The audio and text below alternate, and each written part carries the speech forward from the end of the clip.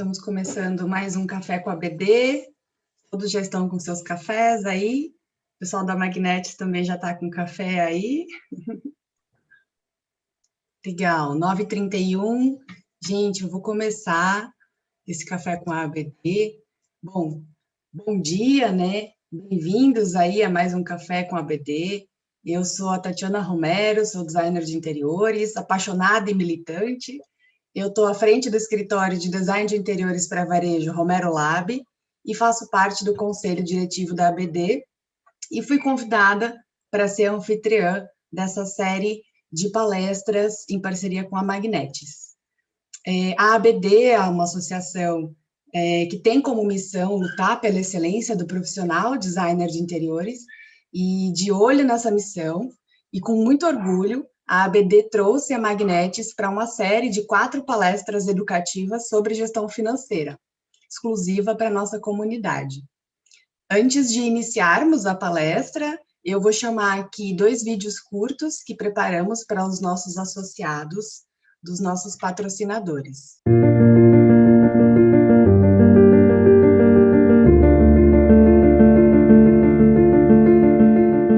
O nosso futuro começou lá atrás, quando olhamos para onde estaríamos hoje se investíssemos nas pessoas, se buscássemos soluções inteligentes para os desafios que se desenhavam, se fôssemos inovadores. Em um ano tão desafiador como este, nós crescemos, nós colhemos frutos e semeamos para as colheitas que virão.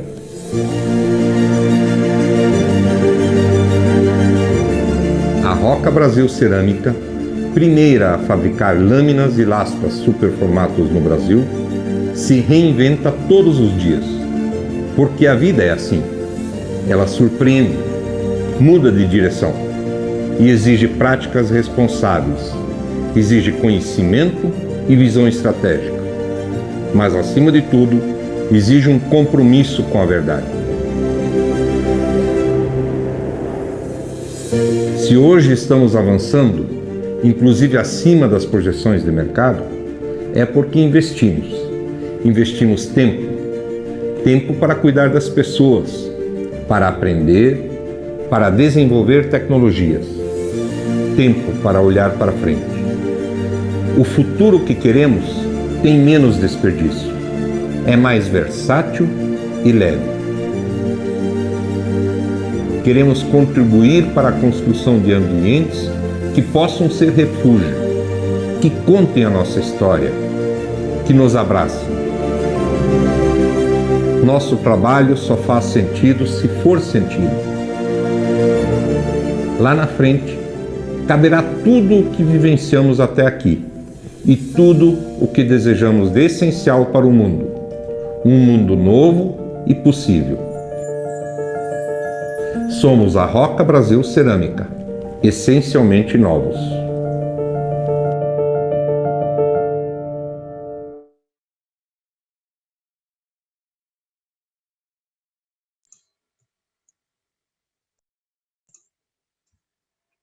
Legal, obrigada, Lu. Eu vou trazer também um vídeo dos nossos 40 anos da ABD, a comemoração, e o vídeo de hoje é do Roberto Negretti.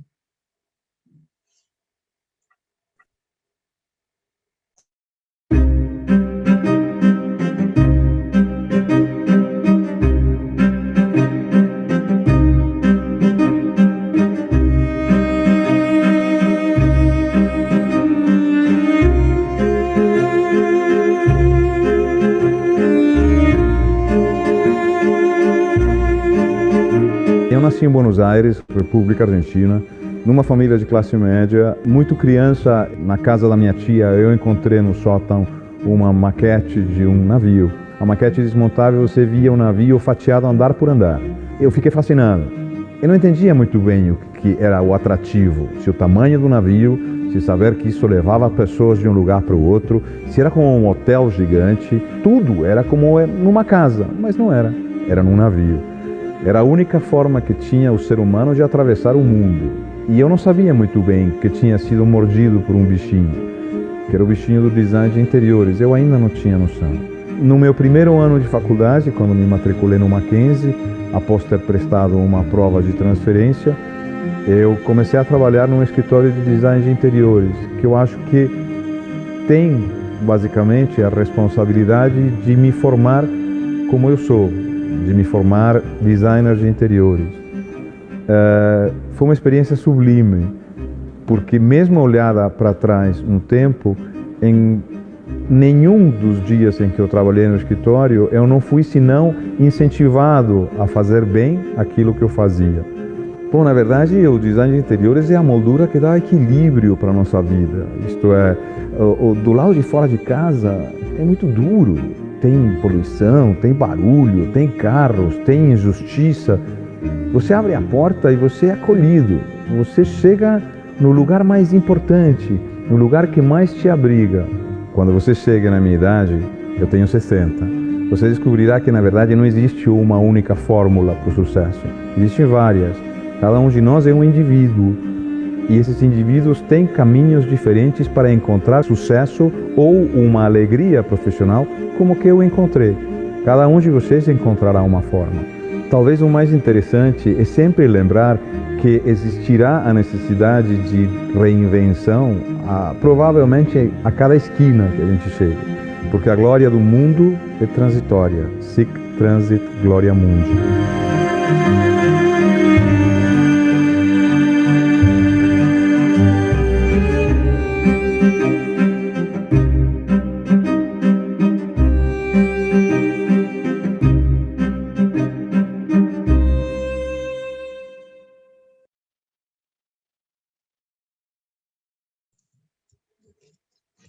Legal, eu não me canso de parabenizar a ABD por essa iniciativa de registrar as memórias do designer de interiores com essa série de vídeos de 40 anos. Mas vamos lá, dando sequência ao nosso Café com a ABD, e eu gostaria de, então, apresentar a Magnetis, que é essa plataforma gestora de investimentos digital que tem a missão de ajudar as pessoas a investir no que importa. E hoje trouxe para conversar com a gente 2 palestrantes, o Michael, CFO, e a Juliana, diretora de aquisição. Só respondendo a 2 perguntas. Bom, a apresentação será disponibilizada posteriormente no YouTube, e quem tiver dúvidas, coloca no chat, que ao final a gente vai responder algumas dentro do nosso limite de tempo, até as 10h05, mas posteriormente todas as perguntas serão respondidas por e-mail. Sem mais delongas, sua palavra, Juliana. Boa. Bom dia, pessoal, tudo bom?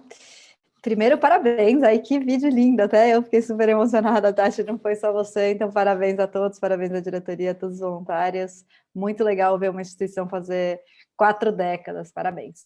Bom, a apresentação hoje sobre planejamento financeiro empresarial, mais voltado para pequenas e médias empresas. A gente sabe que tem muito empreendedor autônomo aqui na turma, então a gente vai trazer alguns exemplos também para esse cenário. Só aprofundando um pouquinho mais do que a Tati comentou, a Magnetis é uma gestora de investimentos digital. A gente identifica o perfil de risco e os objetivos de vida de cada pessoa através de um questionário no app. Depois dessas respostas, o nosso algoritmo cria, né, analisa ali 20 mil ativos no mercado financeiro e faz uma composição de carteira de forma automatizada. Então, todos os nossos clientes têm uma carteira super diversificada, né, 30, 40 fundos ali dentro da carteira, às vezes com um único aporte de 1.000, 10 mil reais, um único TED, ele consegue ter um alto grau de sofisticação na carteira de investimentos. Além disso, a gente tem um segmento para empresas, que é o segmento que hoje eu e o Michael estamos aqui representando, e que faz parceria com empresas no Brasil inteiro para levar a educação financeira. Essa é a primeira parceria aqui que a gente desenvolveu com a ABD, mas a Magnetis já faz isso desde 2018, vamos para o 4º ano aí de parceria para levar conteúdo e educação financeira para todos os brasileiros. Nesse período, então, dentro do time temos 25 anos de experiência, 350 mil planos de investimentos e orçamentários realizados para os brasileiros. Então, a gente já conquistou bastante coisa. Como gestora de investimentos, temos aí por trás, né, CVM, Banco Central, Ambima, respondemos, né, e somos regulamentados por todos esses órgãos e autorizados a atuar com consultoria e gestão de ativos financeiros. A nossa missão é difundir planejamento financeiro, aumentar a conscientização financeira do brasileiro, porque aqui a gente vive ciclicamente, a cada 3 anos, na média, a gente tem uma crise no Brasil. Seja por conta de algum problema político, seja por conta de uma greve dos caminhoneiros, seja por conta de um comentário de um presidente que afeta o comércio exterior, mas a gente sofre bastante com as crises. Quanto melhor planejado estivermos, as crises são menos, elas impactam menos o nosso planejamento financeiro.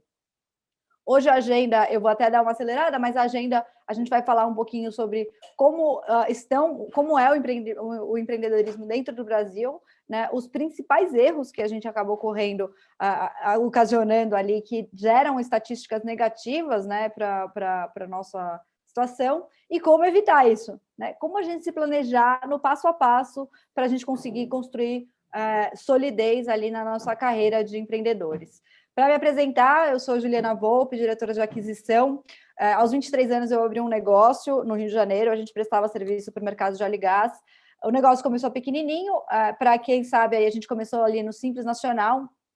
Na época o teto do Simples era 3,4 milhões, veio subindo, né, regularmente aí.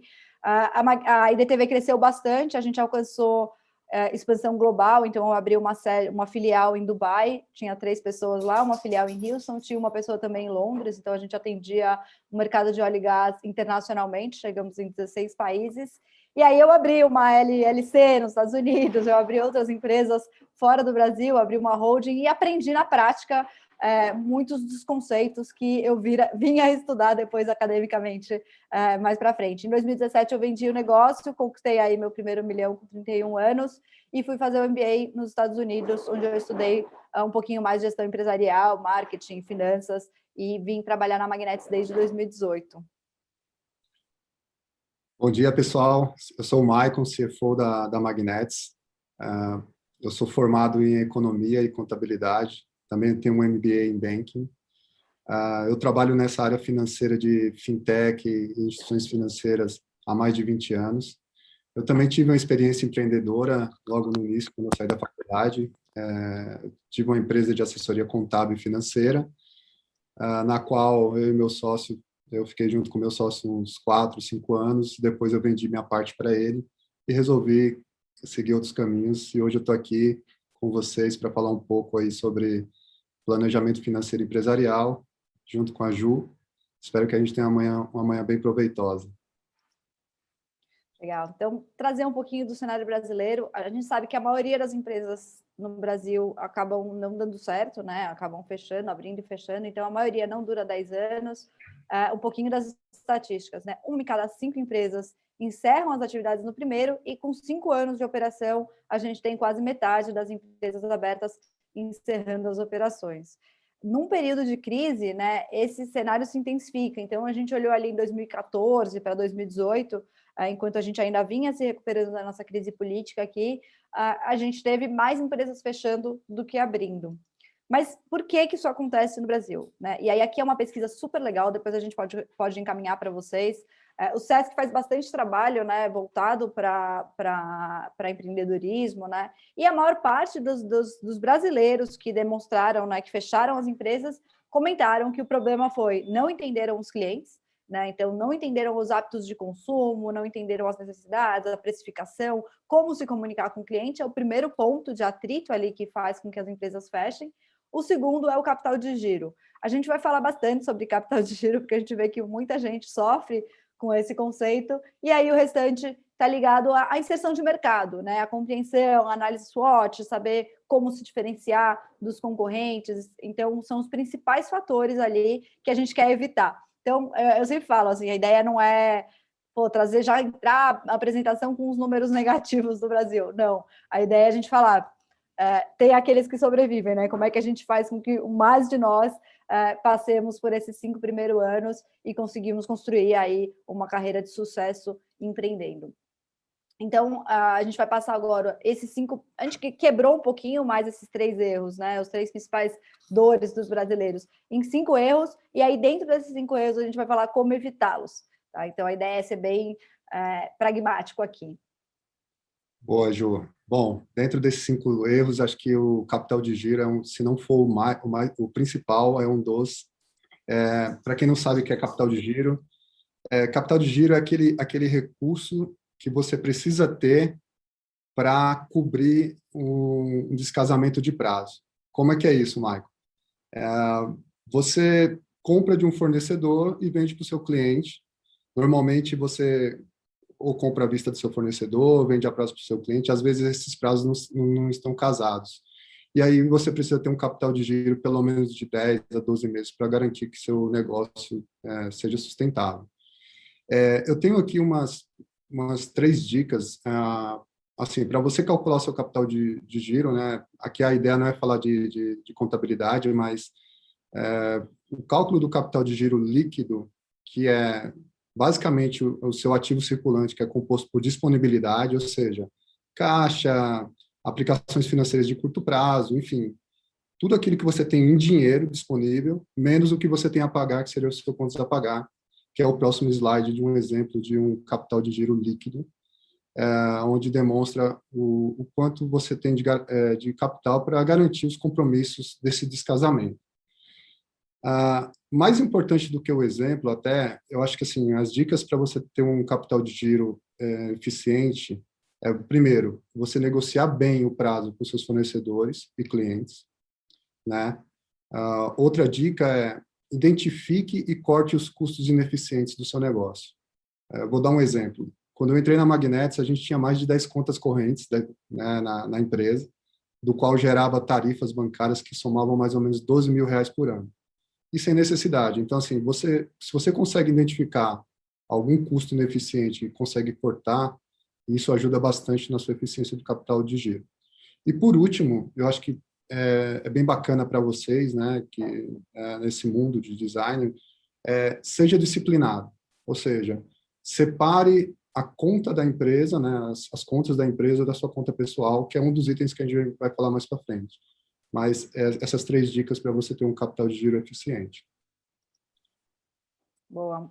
E aí o segundo motivo que leva muitos de nós à frustração é setar metas que são irreais, né? Então imagina que você está começando aí seu negócio e já emplaca com um grande projeto.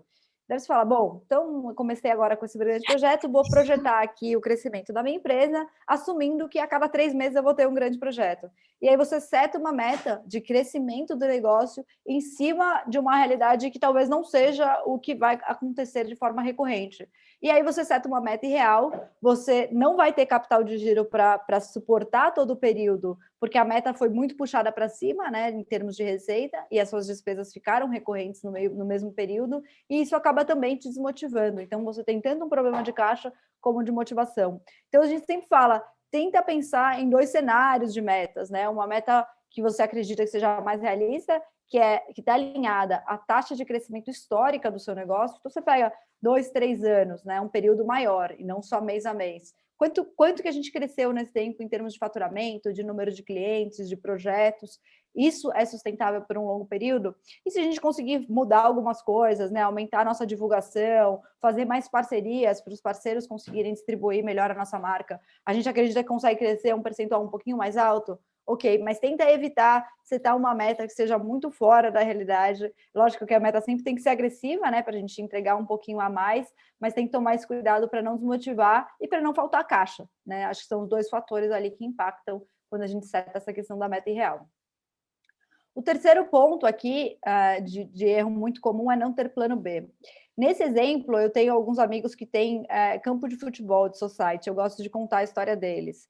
Você abre um society e, em geral, a locação é onde você tem a maior margem de rentabilidade do negócio. Então, você abriu um campinho e você fala, não, vou locar, vai ter ocupação de 70% em 3 meses, só com a locação eu já estou garantido, não vou ter custo com funcionário, etc., não vou ter dor de cabeça. E aí você começa o negócio e não necessariamente você alcança esses 70% de ocupação nesses 3, 6 meses que você tinha projetado. E aí eu sempre falo do plano B. Então, pô, que tal escolinha? Né? Vamos fazer uma escolinha, ou vamos fazer eventos, né? Locação para eventos, para festas infantis. Então, tenha um plano B, né? Eu quero focar em projetos de interiores para residências, para apartamentos. Tá, mas o que mais que você tem no seu portfólio que poderia ser o seu plano B? Né? Como que você pode correr em caminhos diferentes até você se estabilizar? Depois que você se estabilizar, eu sempre falo, quanto mais especialista você for, né, mais garantido que você consegue fazer a venda mais rápida, né? Não é uma venda que demora muito, porque todo mundo já conhece, seu portfólio está montado, então passa muito mais segurança nesse processo de venda, porque a gente está sempre competindo, né? Dificilmente a gente vai apresentar uma proposta sozinho, né, para algum cliente. Em geral, a gente está sempre competindo. Bom, gente, eu vou falar de um assunto agora que pouca gente gosta, acho que é uma coisa mais que contadores, fiscais gostam, mas é que é de extrema importância aí para o seu planejamento financeiro, que é esse nosso, que a gente chama manicômio tributário, né? No Brasil, hoje, a gente tem 3 tipos de regimes, né, tributários, mas acho que o mais aplicável aqui para o público seria o Simples Nacional, que é um sistema bem optativo, né? Então, é uma taxa única, é um imposto que você paga sobre um faturamento, e que traz muitas vantagens, mas o ponto crucial aqui é sempre assim, procure um especialista antes de você montar seu planejamento financeiro, com relação à parte tributária, porque ela pode oferecer alguns benefícios que vai te surpreender e vai te ajudar bastante aí no seu capital de giro, no seu fluxo de caixa. E um dos erros bem comuns que a gente vê, principalmente quando a pessoa está começando um negócio, é não priorizar o pagamento de impostos, né? Então, isso é um erro que acontece, né? E isso pode causar aí, às vezes, até um prejuízo mesmo para sua empresa, para o seu negócio, em questão de CMD, uma concorrência ou até mesmo uma contratação. Então, tenha sempre um planejamento tributário, assim, tente pagar os impostos em dias, procure um especialista para poder te ajudar nessa organização aí da área tributária e financeira da sua empresa. O próximo tópico é bem interessante, é não misturar as finanças pessoais com as da empresa. Gente, quando a gente abre um negócio, a gente tem que buscar uma identidade comercial para a nossa empresa, né? E como é que você busca uma identidade comercial para a sua empresa? Primeira coisa é você separar mesmo a sua vida pessoal do seu negócio, ou seja, tenha contas bancárias diferentes, né? Procure definir um prolabore fixo, né, para você ter lá digamos assim, seu orçamento e tenha controle do seu caixa. A gente sabe que muitas vezes, num pequeno negócio, o dono e o vendedor são a mesma pessoa, né? Então, a partir do momento que seu negócio cresce, você realmente assim já não tem mais um tempo para se dedicar à parte financeira do seu negócio, você procurar uma gestão financeira especializada é o melhor caminho. Então, essa é uma das dicas aí para você não cometer os erros, digamos assim, básicos no planejamento financeiro empresarial. Boa. Eu gosto de falar desse ponto de misturar as finanças, porque, em geral, essa questão da identidade comercial que o Michael comentou é super importante. Então, no começo, você vai fazendo projetos e tal, e fica aquela coisa mais informal. A recomendação aqui é tente formalizar de começo. O custo hoje para você abrir uma empresa é muito baixo, então não justifica a gente não formalizar. E aí você formalizando, você vai ter um histórico da sua empresa, né? Um histórico de faturamento, de receitas, de pagamentos de impostos. Quando surgir uma oportunidade de fazer um projeto maior, você já tem todo um portfólio ali para contar essa história, e não só uma questão que você tem que ficar buscando dentro da informalidade, formalizar o que você já fez, né? O que você já entregou. Então, é mais chatinho no começo você já deixar tudo redondinho, mas isso vai ser um ganho muito grande para a escalabilidade do negócio, então acho que vale bastante a pena. E aí você tem um histórico de demonstrativo de resultados positivo, né? Então, eventualmente, quando você for procurar um sócio, trazer mais alguém para o negócio, um investidor, né, para fazer algum projeto grande, você tem um histórico de demonstrativo de resultado positivo, então isso ajuda bastante. Então, aí, acho que evitando esses 5 principais erros, né, Michael, a gente foge das estatísticas ali do começo, acho que essa é a ideia. E agora, apresentar de forma bem rápida aqui os 8 passos. Em geral, a gente fala muito, né, você analisa, você planeja, você projeta e você executa. E, assim, é um ciclo que se repete ao longo da nossa carreira aí empreendedora. Então, começando aí no primeiro passo, como nas finanças pessoais, vale também nas empresariais, né, Michael? Exatamente. Bom, você ter um diagnóstico financeiro da sua empresa é de extrema importância, ou seja, Você precisa saber, primeiro, se suas receitas são segmentadas, ou seja, olha, eu presto serviço para pessoa física, eu presto serviço para empresas, embora sejam receitas, mas são receitas vindas de fontes diferentes. Outra coisa bem importante é você conhecer como é que suas despesas são distribuídas, ou seja, o que é despesa administrativa, o que é despesa operacional, e entender como e por que as suas despesas ela aumentam ao longo do período, né? A gente sabe que existe algumas sazonalidades, né, durante o ano, então, quando você tem esse diagnóstico de todo financeiro, de toda, enfim, toda a sua gestão financeira, isso facilita bastante aí a vida da sua empresa. E um dos pontos importantes é você registrar isso, acompanhar via fluxo de caixa, e quanto mais informação detalhada você tiver, mais fácil é para você tomar decisão em cima desse diagnóstico. Boa. Então, você já tem uma ideia aí dos números do negócio, né? O segundo ponto é analisar o cenário. Então, o cenário que você está inserido. Quem são os seus concorrentes, como eles se posicionam, como eles precificam, como eles se comunicam. É uma venda direta, é uma venda indireta, é uma venda por parceiros. Então, entender exatamente aí como que você, como marca, vai se posicionar no mercado. E aí, para esse ponto, tem a análise SWOT, eu não sei, imagino que todo mundo aí já esteja familiarizado, mas é uma análise que eu gosto muito. Dentro da Magnetics, para vocês terem ideia, a gente faz 2 vezes por ano a análise SWOT. Sempre no final do ano e depois no meio do ano a gente dá uma conferida se ainda está fazendo sentido. Os 3 anos que eu estou na Magnetics a gente fez e a gente consegue comparar de um ano para o outro, né? Então é super interessante. Na análise SWOT, você vai basicamente olhar para dentro, e aí para dentro a gente enxerga as nossas forças e fraquezas. Então, o que está sendo o nosso diferencial e o que está sendo ali um potencial calcanhar de Aquiles. E a gente olha para fora. Então, para fora a gente olha quais são as oportunidades de mercado e também o que está ameaçando o nosso negócio. Eu trouxe um exemplo aqui clássico, uma marca clássica, né? Imagina aí uma franquia, um franqueado, né, do McDonald's olhando para o negócio dele. Forças, lógico, marca, a presença, né? Pô, o McDonald's está sempre patrocinando eventos, então marca muito forte. E aí ele destaca ali como fraquezas, por exemplo, uma questão de turnover. Então, ali dentro do time dele, ele tem, sei lá, 20 pessoas dentro do time, a cada mês ele desliga ou as pessoas pedem demissão por volta de 6 pessoas. Então, ele tem um turnover de 30% ao mês, que é uma coisa absurda. Assim, 30% ao ano já é um turnover extremamente preocupante. Ele já identificou isso no finalzinho do ano passado. Como é que ele vai começar o planejamento do ano dele? Não, esse ano eu preciso reduzir o turnover. Por quê? Porque está impactando a qualidade de vida dos meus funcionários, está impactando a minha qualidade de vida, está impactando a qualidade do serviço prestado para os nossos clientes, porque a rotatividade gera um período de aprendizado e nesse período fica mais lentidão, né, o atendimento aos clientes, e também gera um custo, né, o custo transacional, o custo do desligamento, o custo da contratação. Então, eu quero mudar esse cenário, né? Então, identificou a fraqueza, e aí parece meio bobagem, isso é tudo meio óbvio, mas a gente trabalha no nosso negócio o dia inteiro. Então, o que a gente está pensando? Nos projetos, nos clientes, dificilmente a gente para olhar de fora para o nosso negócio. Então, nesses momentos de planejamento, são agora que a gente deve parar e olhar o nosso negócio de fora.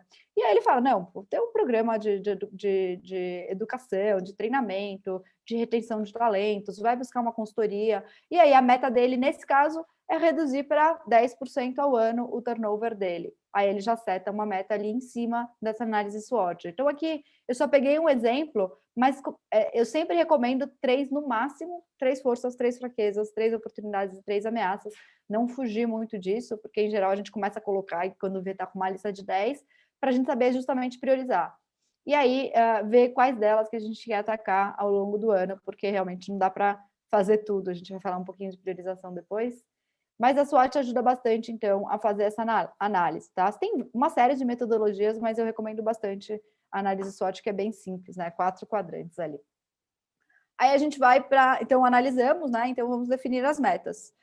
Em geral, depende da fase do negócio, né? Se você está com um negócio que já cresceu bastante, você está numa fase de maturação, você pode ter uma meta de retenção de clientes, né? Você pode ter uma meta de crescimento, mas talvez menor. Se você está numa fase de crescimento, meta de projeto, meta de propostas entregues, né? Então, varia bastante o momento de vida ali do negócio com como você seta metas. Mas super importante ali pegar uma meta principal no ano e quebrar em objetivos, né? Esses objetivos, né, que são os indicadores, se você estiver batendo os indicadores, você está muito bem, né? Você tem alta probabilidade de bater a meta. Então, um exemplo, na Magnetics a gente faz captação de clientes, né? E aí, se eu tenho, por exemplo, eu quero trazer 1.000 clientes na Magnetics nesse ano, os indicadores são quantas pessoas acessaram o nosso site, quantas pessoas responderam o questionário, quantas pessoas entraram em contato com a Magnetics. E aí eu sei qual que é a conversão dessas pessoas. Se eu estiver batendo esses indicadores, eu sei que eu estou muito perto de bater a meta. Então, é super legal você ter ali uma visão de metas para o seu negócio, tá? Pessoal, até agora, alguma dúvida, algum comentário? Eu vi que o Rodrigo perguntou uma coisa, um detalhe ali, mas se vocês tiverem dúvida, fiquem à vontade, tá? Ou se a gente estiver falando abobrinha aqui para vocês, não estiver fazendo sentido, também super à vontade para mandar mensagem. Então, tendo ali as suas metas e a sua análise, o próximo passo ali é traçar o plano de ação, né? Então, como que eu vou atingir essa meta? Como é que eu vou me posicionar no mercado? Quais canais de comunicação, né, que eu vou falar com esse público? Eu vou começar a fazer podcast, eu vou fazer parceria com escritórios ou com pessoas, e assim por diante, tá? Então, você cria ali um plano de ação. Para esse plano de ação, eu trouxe uma outra metodologia, que também é conhecidinha aí, que é a 5W2H, tá? Eu uso ela mais para projetos, então, para pensar, não, eu quero fechar um contrato com uma marca X, né? Então, você tem um projeto específico, e aí você vai fazer todas as perguntas que você precisa fazer, para no final do dia você falar, nossa, por que eu não pensei nisso antes? É basicamente para isso que serve essa metodologia. Então, aqui tem um exemplo, né? Imaginando ali um café, por exemplo. O café está tendo muita fila, nesse momento a gente quer evitar aglomeração e fala, não, eu quero fazer um totem de atendimento para agilizar ali o processo de solicitação dos clientes. E tal, o que vai ser feito? Vai ser comprar o totem. Por que vai ser feito? Para reduzir as filas. Onde vai ser feito, né? Com quem que você vai comprar? Vai ser parceiro? Vai ser venda direta? Quem que é o responsável pela compra, né? Porque é sempre bom, a gente fala que cachorro com muito dono morre de fome, né? Não sei se vocês têm cachorro em casa, mas você pôs a comida do cachorro? Ai, não, e você pôs? Não, tem aquele negócio, então tem que ter um dono, quem é o dono de cada projeto? E assim por diante, tá? Então, basicamente, são algumas perguntinhas, são 7 perguntinhas para cada projeto, para cada planejamento que você for realizar, para não se esquecer, né? Deixar as coisas bem alinhadinhas. Bem, depois dessa parte de execução que a Ju já mencionou, chegou a hora de definir métricas, né? Essa frase é clássica, mas serve tanto para os negócios como para a vida pessoal, que é assim, se você não consegue medir, você não consegue gerenciar. Tenha sempre indicadores nos seus negócios, né, que vão te mostrar se você está no rumo, a sua empresa está no rumo correto, né? Então, os mais clássicos são o retorno sobre o investimento, né, sobre o que você investiu, o retorno sobre os ativos, e além de vários, né? No nosso negócio, por exemplo, tem um indicador, uma métrica que chama CAC, que é o custo de aquisição de clientes também, que a gente calcula essa métrica aí para poder ver se a gente está gastando muito na aquisição. E, enfim, dependendo do seu negócio, a métrica ela te ajuda bastante para saber se você está no caminho correto. O próximo passo para o planejamento, essa aí a gente faz isso constantemente, que é as projeções financeiras. A dica aqui é o seguinte, seja qualquer negócio, seja uma padaria, seja o que for, é recomendável que você crie cenários, né, para o ano, ou seja, crie um cenário, né, otimista, um realista e um pessimista, né? Sempre considerando a sazonalidade do seu negócio, né? Então, assim, em épocas natalinas, Páscoa, Dia das Mães, Dia dos Pais, enfim, tudo isso tem que ser considerado na sua projeção financeira. Isso vai te ajudar bastante, né, para saber o próximo passo, se você vai ter que mudar de rota ou não, né, no que você definiu nas suas projeções financeiras. O 7º passo, para ter uma gestão financeira empresarial bem-sucedida, é você colocar a sua estratégia em prática, né? Então, tudo aquilo que você definiu, ou seja, tudo aquilo que você executou, o importante de tudo isso é para você registrar mensalmente como é que aquele como é que aquele plano está se comportando. Ou seja, você desenhou um plano, você está executando, aí agora, assim, você está mensurando através das métricas, né? E agora você está executando. Então, aqui até a gente trouxe um exemplo, né, assim, olha, o caixa planejado está ok? Tá. Bom, o faturamento não. Então, a gente precisa saber qual o motivo para poder atuar em cima dele. E uma das ferramentas mais básica é esse PDCA, né, que é uma ferramenta de gestão de melhoria, que as iniciais é definir o plano, e as metas e objetivos, né, colocar em prática, né, checar e agir nas correções do que não deu certo. Então, nesse exemplo aqui, você tem um planejamento de aumentar 20% o seu faturamento mensal. Aí, nesse seu planejamento, você define que você vai usar aplicativos, né? Vai cadastrar aplicativos para poder, por exemplo, iFood, enfim, qualquer aplicativo. Você vai fazer o cadastro dos seus produtos e vai mensurar, depois de um mês, qual desses aplicativos que deu maior retorno, ou seja, onde você está sendo bem sucedido. E, por fim, que seria o A, né, do agir, é você reorganizar a sua estratégia, ou seja, olha, isso aqui deu certo, isso aqui não deu certo. E aí começar de novo, ou seja, é um ciclo de melhoria do processo. Esse é o PDCA, é o que a gente recomenda para fazer o planejamento gerencial. E, por fim, não menos importante, né, já com o PDCA, é o ajuste do seu planejamento. A gente teve uma situação ano passado, né, da pandemia, a gente tinha um planejamento estratégico para a empresa, e, dado a pandemia, a gente teve que mudar a rota desse planejamento, e isso só foi possível porque a gente desenhou os cenários, né, os cenários que eu comentei, o realista, o otimista e o pessimista, mesmo sem estar prevendo a pandemia. Então, assim, você tem que estar sempre, como a Ju falou, você tem que estar sempre preparado para um plano B, C ou D, e saber como é que você vai traçar ele. Então, esses 8 passos vão te ajudar bastante aí no seu planejamento financeiro empresarial, e é o que a gente trouxe aqui de recomendação para vocês hoje.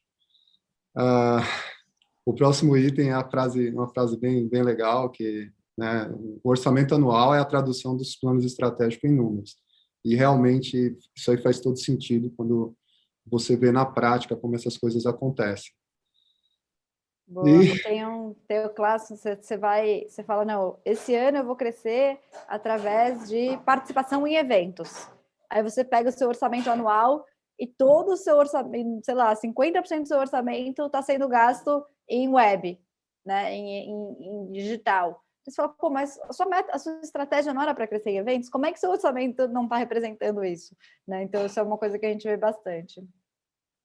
Mas legal. Ficou claro aí, pessoal, os 8 passos? São coisas clássicas, mas que quando a gente põe no papel, a gente para pensar. Eu sempre falo, quando eu comecei o meu negócio, eu trabalhava no negócio, então eu ficava fazendo continha, eu me emitia nota fiscal, eu pagava folha, eu montava as cadeiras no escritório, e aí um dia eu conversei, fiz bastante mentoria, e a pessoa falou, você tem que trabalhar pro negócio, e não só no negócio. E daí eu comecei a olhar um pouco mais de cima, falei, nossa, o que eu vou fazer para o negócio crescer? Como que a gente se posiciona com os clientes? Então, acho que é super legal ter esse momento de planejamento para ajudar a pensar nisso. E agora eu trago um clássico exemplo também, que eu gosto muito, estudei bastante, muito o caso, que é o caso da Netflix. Eu vou contar para vocês, acho que muita gente já conhece a história, mas para vocês verem o quanto que eles exerceram esses 8 passos, né, da forma deles, lógico, ao longo dos 20 anos, né, que eles têm aí de existência. Então, eles foram fundados em 1997 como serviço de aluguel de DVD. Então, já era uma mensalidade, né? Você pagava ali $20 por mês, só que o pessoal entregava de modo, né? Fazia entregas de 3 DVDs na casa da pessoa. Quais foram os problemas que eles já resolveram de cara? Primeiro, que não tinha multa, né? Era uma mensalidade fixa, que as pessoas odiavam pagar multa, porque às vezes você alugava o DVD por 5 e pagava R$ 15 de multa, era muito, incomodava demais aquilo. E também devolver no buraquinho, né? Todo mundo reclamava de parar e jogar o DVD no buraquinho. Então, legal, eles já resolveram uma série de problemas aqui. Isso muito antes da gente pensar em streaming, né? Em 99, a Amazon ofereceu 12 milhões para comprar a Netflix. Então, o cara abriu a Netflix numa cidadezinha ali, começou a fazer o aluguel, cobrava R$ 20 por mês e recusou a oferta de 12 milhões de dólares, que ele podia se aposentar e viver tranquilo pro resto da vida dele.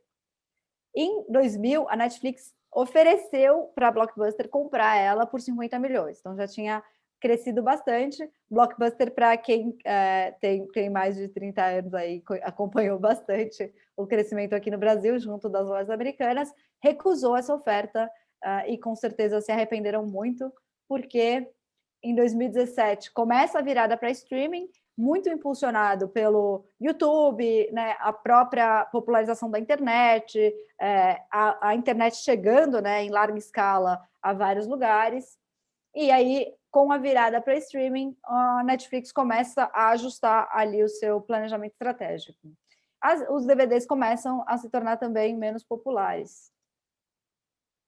Em 2010, a Blockbuster pede pedido de falência. Então, nesse período, com certeza, eles se arrependeram muito de não ter feito a compra ali da Netflix.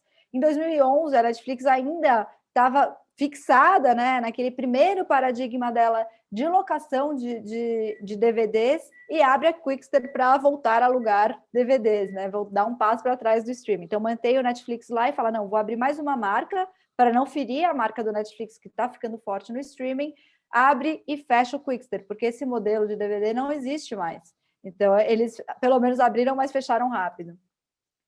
E aí, em 2013, eles começam com conteúdos originais. Então, o clássico foi o House of Cards, mas a gente, não sei quem assina aí, imagino que quase todo mundo assina a Netflix. Você vê a virada de chave quando eles começam a produzir conteúdos originais, né? E aí o negócio cresce exponencialmente, eles atingem a marca de 148 milhões de assinantes mundiais, né? No Brasil a gente tem 220 milhões de habitantes, então é quase um Brasil aí, são muitos países somados de clientes pagando a mensalidade do Netflix todo mês, né? E alcançaram 223 bilhões de reais de mercado.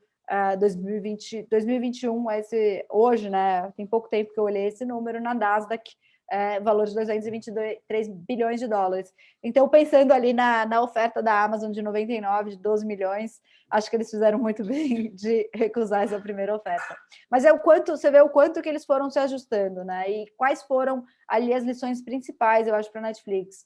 Não dá para acertar em tudo, então esteja flexível, né? Eu acho que você tem que ter uma visão, você tem que ter uma missão, alguma coisa que você acredita que é um diferencial e uma forma de se posicionar no mercado, mas tem que ter um pouco de flexibilidade para surfar aí no meio do caminho. A originalidade foi chave para a Netflix, então, a partir do momento que eles começaram a produzir conteúdos originais, e muita gente sabe, né, tem um algoritmo por trás da definição dos temas dos conteúdos da Netflix, então eles já trazem muita tecnologia, mas o conteúdo é muito bem feito também. Acertaram o tom de voz, acertaram o público-alvo, acertaram a precificação. Precificação talvez seja uma das coisas mais difíceis em serviços, né, gente? Acho que eu também trabalhava com serviços. É muito difícil precificar. Então, eles conseguiram, de fato, acertar. E na divulgação. Então, acho que é um excelente exemplo aí para a gente trazer, para ficar empolgados aí em coisas que funcionam bem. E aí, por fim, trazer mais um vídeo, mais uma dica aí para vocês. Esse vídeo eu gosto muito, tá, gente? Robert Steven, ele é ele tem uma série de livros publicados, né, todos best-sellers. Ele foi dean de Harvard e hoje ele é vice-presidente do Fed de Dallas. Esse vídeo aqui que ele dá, né, uma apresentação no Google sobre como priorizar no seu negócio, né? Como você pega toda a sua meta, pega tudo que você quer crescer, tudo que você quer fazer e prioriza, porque a gente é um só e quando a gente tenta atacar para todos os lados, é muito difícil a gente conseguir ter resultado, principalmente quando a gente está motivando uma equipe a nos seguir, né, nesse sonho aí empreendedor. Então, para fechar, Tati, como é que a gente está de horário aí? Estou preocupada com o horário. Estamos tranquilos? A gente já passou 10 minutinhos, mas podemos caminhar aí para o fechamento. Legal, legal. Então, para fechar, pessoal, Então, não existe planejamento estratégico se você não seta um grupo de metas, né? E aí você, na sequência, faz o seu financeiro. Super importante conhecer, então, os seus pontos fortes e fracos. Ter um plano B, né? E aí aqui a gente força um pouco a barra, mas tentar um C e um D. Não misturar as contas pessoais e profissionais. Ter um registro, né, desde o começo, desde a fundação do negócio, de tudo que entra e tudo que sai, e manter um capital de giro, né, para você não se endividar e à toa, né, assim, ter umas dívidas pesadas.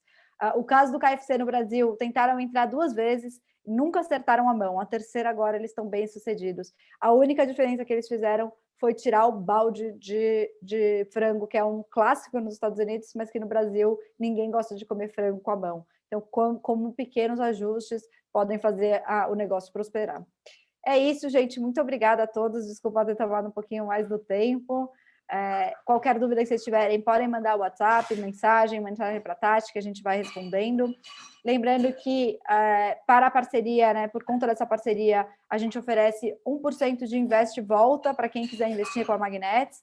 Então, se tiverem interesse de abrir uma conta para conhecer um pouquinho mais, né, baixar o app da Magnetics para fazer a gestão dos investimentos, vocês não precisarem se preocupar com investimentos enquanto trabalham, você ganha ali 1% de Invest Volta só por conta da parceria, tá? Daí tem que acessar a página pelo link que o pessoal mandou aqui no chat. Muito obrigada a todos. Tenham um ótimo dia. Legal, muito obrigada, Juliana e Michael, foi excelente. Deixa eu passar a agenda dos próximos eventos, né? Hoje a gente falou sobre planejamento financeiro empresarial. Em junho, nós falaremos sobre planejamento financeiro familiar. Em julho, voltaremos para falar sobre carteira de investimentos. E em agosto, falaremos sobre planejamento sucessório. É a ABD trabalhando, né, para o designer de interiores autônomo virar profissional e para o profissional virar empresário.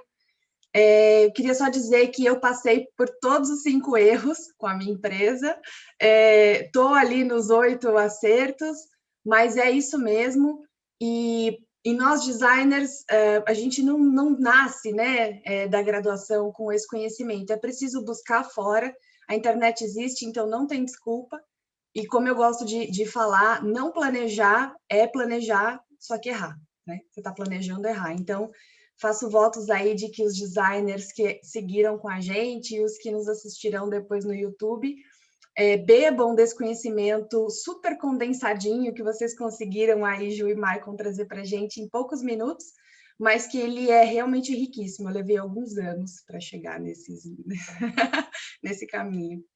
Quero agradecer a todos que participaram, quero agradecer em especial a ABD pela iniciativa, a Magnetics pela parceria e aos designers pelo tempo, são 10h20. Gente, muito obrigada, boa semana para todos nós.